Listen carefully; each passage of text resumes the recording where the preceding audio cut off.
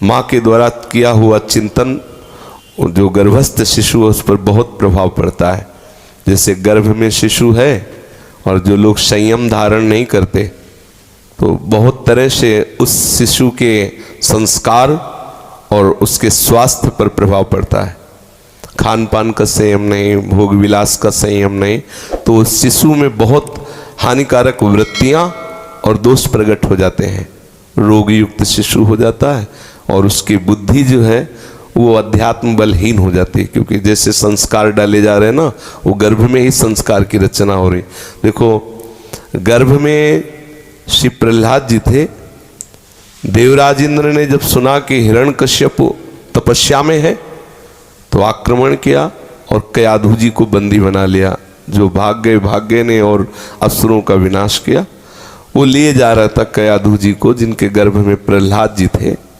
वो इसलिए लिए जा रहा था कि गर्भस्थ शिशु की हत्या करना महापाप है और ये हिरण्यकश्यप का पुत्र है, तो जब ये बाहर प्रकट होगा तो इसे मार देंगे, इस विचार से लिए जा रहा।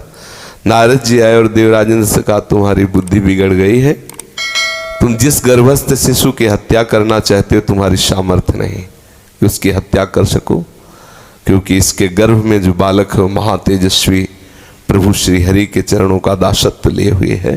तुम्हारी सामर्थ्य नहीं कि उसके तेज के सामने तुम टिक सको, इसलिए इसे छोड़ दो।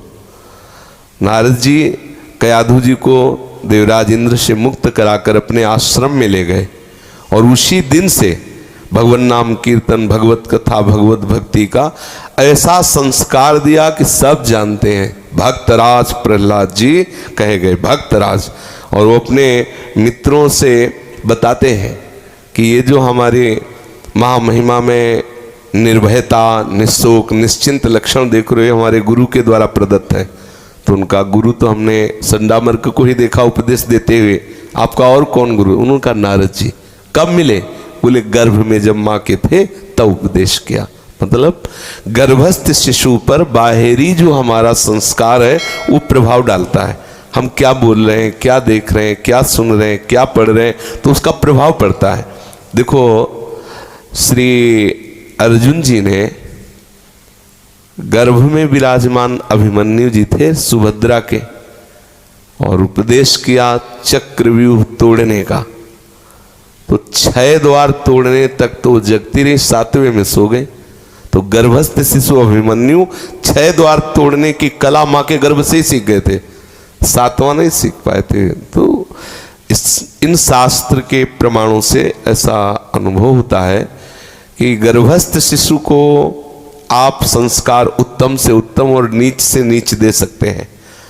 मान लो गर्भ में शिशु है और आपका खान पान, आपका व्यवहार, आपकी बातचीत, आपका, तो वो संस्कार उसके बिगड़ रहे हैं।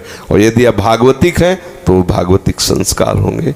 बड़े भाग्य हैं आपके जो आप अपने गर्भस्थ शिशु को भगवत भक्त बनाना चाहिए।